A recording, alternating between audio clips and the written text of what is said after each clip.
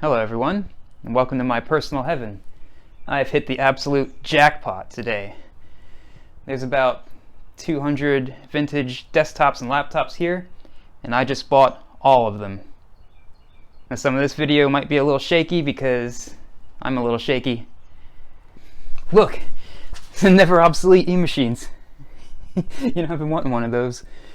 And there's some more of those baby AT vanilla Darth Vader cases. And another one, and another one, and another one. Oh look, a PS2. Yeah, it's a Model 30. You know, I haven't seen a PS2 in person since I was about 8 years old. It's got the big ka-chunk switch. And look, a PS1. It's just like the PS1 I have. It's got some damage there, but it'll make some good parts.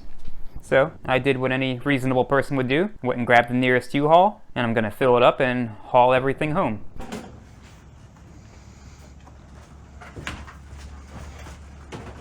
Yeah, this is what normal people do, right?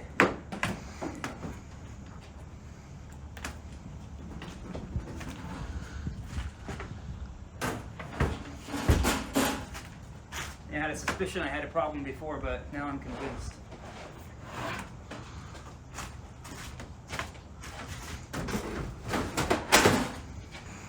I know. This is riding up front with me. Oh look, it even says caution on it. You know we like smoke on this channel.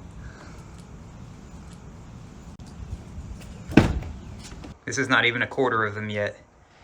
And this little U-Haul's filling up. I found an SGI system. I cannot believe it. And this still is not all of it. Yep, we got laptops. Alright, well, that's all of it. Now commence the 7-hour drive home.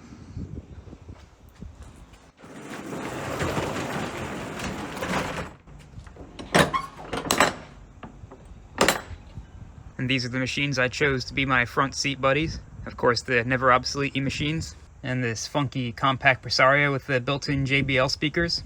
The little compact Disc Pro. The PS2, of course. And the iMac G4. Okay, well I made it. And it seems like everything survived. At least what I can see. I pulled out that giant box of keyboards. It looks like we had some shifting, but looks like everything survived, maybe. Doesn't look like anything was catastrophic. And that system there was already broken. And it looks like our AT clone may have survived. Okay, well, I better get started unloading these. And just to give you a sense of scale, this is one of the 10-foot U-Hauls. You know, I almost got the cargo van, and I'm so glad that I didn't because this stuff would have never fit in the cargo van. I ended up putting all the laptops in the trunk of my car. I also put a few other precious items in the back seat of the car, like the SGI system. And that drive home was miserable. This is the longest I've ever driven a U-Haul. This U-Haul has no cruise control, and it has a top speed of 75 miles per hour, which makes passing people very interesting. And it's about as aerodynamic as a brick, and it rained almost the entire time. But, you know, I think it's all going to be worth it.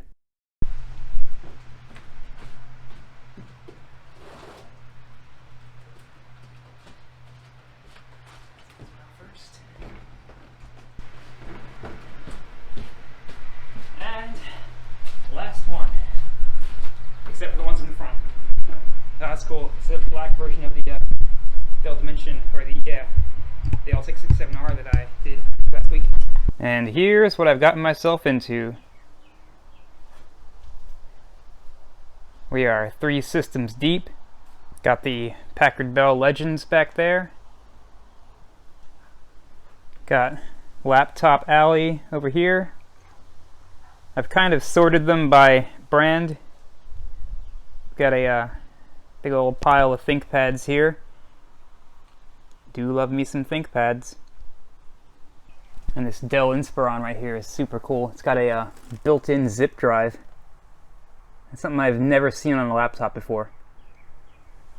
Got a whole stack of Gateway 2000s. And of course the baby ATs. Now this isn't even all of it. I don't have everything in the garage, and it's not computer related, but here's something for the radio people. I found this Clegg Venus. I used to have a Clegg 99er back in the day when I was a kid, and I've been thinking about getting back into radio and actually getting my operator's license, as if I didn't have enough obsessions already. And here's another non-computer related thing that I found. It's this Sony digital media effects switcher. I'm definitely going to have to binge watch some cathode ray dude videos to learn more about these devices. And here's a look at the back side of that device.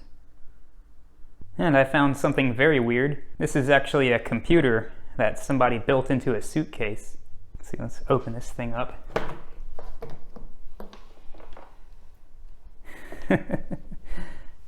That is just bizarre. But it's got a nice Microsoft IntelliMouse inside. And it has some kind of USB jog wheel. I think this might have been somebody's mobile video editing system. I wonder if I can get that to work on DaVinci Resolve. It looks like it takes just a regular power cable. And it looks like it's got provisions for batteries. I guess this is what you do when laptops just aren't enough. And here's the brains of the operation. Some kind of Asus mini PC, powered by a Pentium 4. Looks like it's got a PCMCIA FireWire card there. You know what? I just can't resist. I gotta power this thing up. Let's hope it doesn't burn my house down.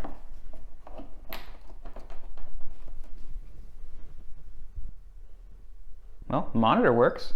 Let's go ahead and turn the PC on.